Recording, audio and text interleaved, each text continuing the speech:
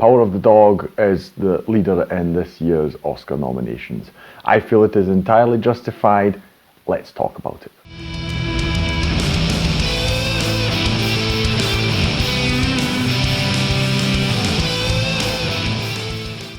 Hi, my name's Drew and welcome to another review video on Flying Wiener. As mentioned last week, I will check out some of the Oscar nominees in various categories. I didn't actually plan on seeing The Power of the Dog so soon. I wanted to go to the cinema to see Nightmare Alley or Uncharted, but it turned out that this week's showings at the cinema just weren't good for my schedule, so I decided instead to watch The Power of the Dog. Why not? I mean, it is, after all, been nominated for 12 Oscars in total, and it's many people's favourite. I do feel that a lot of those Oscars are justified compared to last week's Don't Look Up, where I thought, Best Film nominee, wasn't too sure about that. It is based on a novel that came out in 1967, written by Thomas Savage. I'm not familiar with it. I haven't read the book. I didn't know anything about the book or the film before watching it. I hadn't even seen a trailer, so I solely watched it based on the nominations that it received and all the hype around it. I'm not really a Western guy, I will say that, so the typical things where you have people displaying their masculinity by being gruff and shooting their guns and going to the saloon, drinking their whiskey and having these, manly talks and all that stuff. It's not really my kind of thing. So if a Western film is something for me, it needs to be different to the standard formula. And I do say that The Power of the Dog is very, very different. The masculinity is there, but it's not expressed in the typical ways that we usually know from Westerns. Now, what is the film about? We're actually focused on a very, very small family. It starts out with two brothers. You have George and Phil.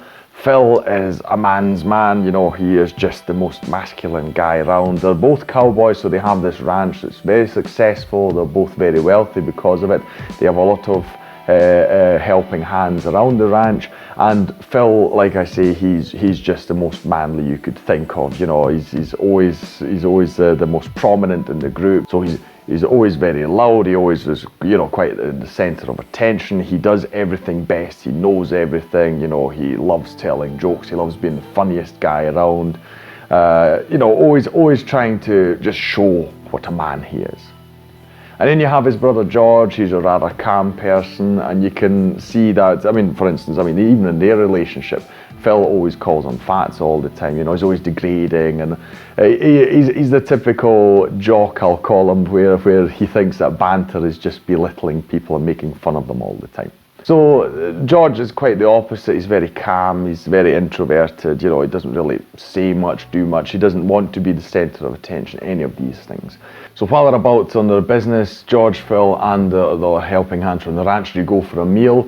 The hostess is, her name's Rose. She's got a son called Pete. Rose is a widow actually, and we see a lot of examples here of how Phil just demonstrates his manliness by belittling Pete, the son of Rose, and just making fun of just various things that he finds there, like table decorations and all these kind of things. George actually takes a liking to Rose, and they start seeing each other, and George ultimately marries her, and Rose and Pete move in with them. Now, the problem here is that Phil doesn't like Rose, and he does a lot, and I do mean a lot, to really psychologically terrorize her. So he's trying to just push her out or make George realize, that she's not for him. He accuses her of just being there because of their wealth, trying to take the money from them, etc. Although it was George who actually started the whole relationship, anyway. So a lot goes on, and you have a lot of tensions. Rose, unfortunately, she turns to alcohol, so she really goes in a very, very bad way. And you just see this situation constantly escalating. And I won't spoil how or what happens there, because I think it's really fascinating to see what happens. So I feel that the first and second halves of the film are very, very different. The first half is a lot of this, so we see how this develops. Hold on, let's rewind. I feel that the first and second halves of the film are very, very different. The first half is a lot of this, so we see how this develops.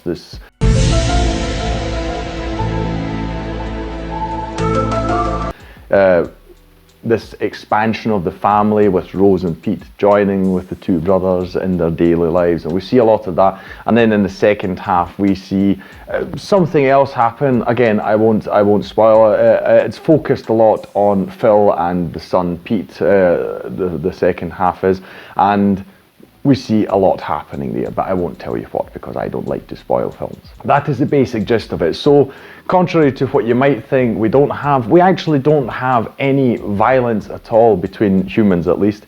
We see we see one scene in particular with a cow that was not necessarily something I needed to see, but there isn't any, you don't have any gunfights, you don't have any bar brawls, saloon brawls, any of these kind of things. Luckily, while I did kind of expect it to happen, fortunately we didn't see any domestic abuse, because you do feel it's kind of going in that way, at least not in a physical sense. We do unfortunately have a lot of psychological stuff.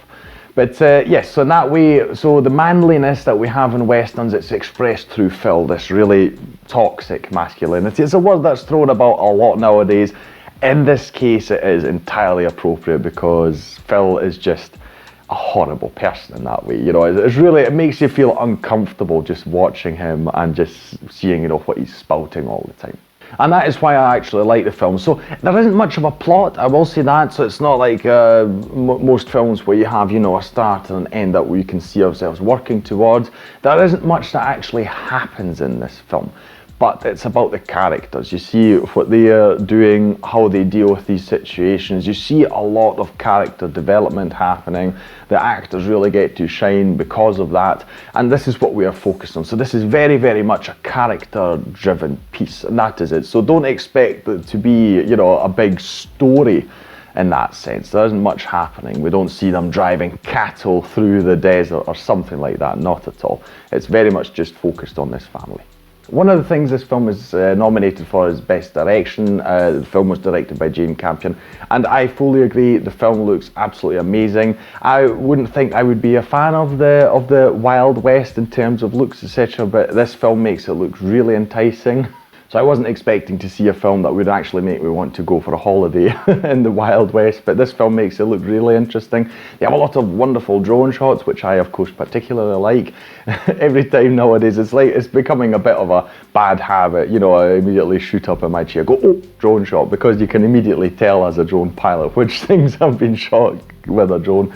But nonetheless, really beautiful imagery we have here, the surrounding mountains, but also the ranch itself and what we see is just captured in a really wonderful way. So that is absolutely deserving. Then you have the actors, they also need to be mentioned, and actually all four of the main people in this story have actually all been nominated for Oscars, which I was a bit surprised by. But you have main man, the focus of the story is actually Phil, so Benedict Cumberbatch plays him. Visually, I must say, I don't think he really fits this sort of cowboy type, you know, on the ranch, etc. I mean, he's a very lanky guy, very slim guy, so I don't know, and the hat, even just the hat on his head, it didn't feel quite right to me, I'll be honest. But I mean, nonetheless, he plays the role magnificently, so we see him go through a lot, also changes, you know, and he gets to do a lot in this film.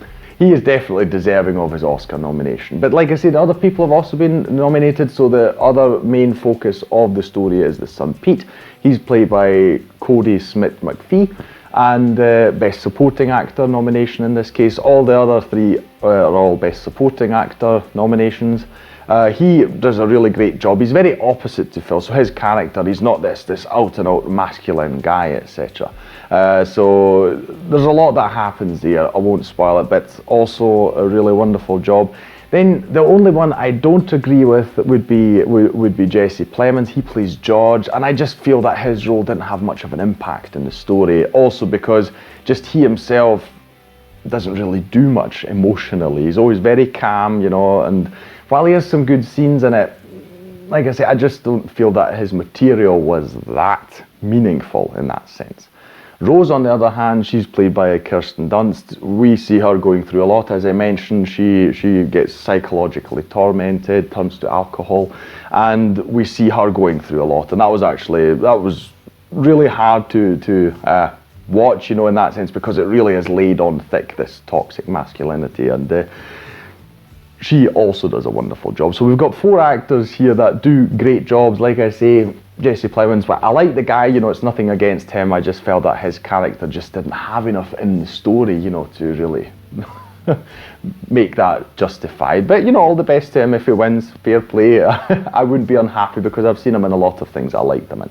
One last standout thing I would mention is the music. You have a lot of guitar music, so just acoustic guitar. It's just very calm, you know, it's not a big soundtrack, it's not an epic thing. It's very, very calm. It seems like a very personal story and on a small scale. The guitar fit that perfectly, wonderful tunes, very, very memorable, noticeable in the whole thing. I suppose that was chosen because Phil, as the main character, he plays the banjo, so we've got that connection there as well.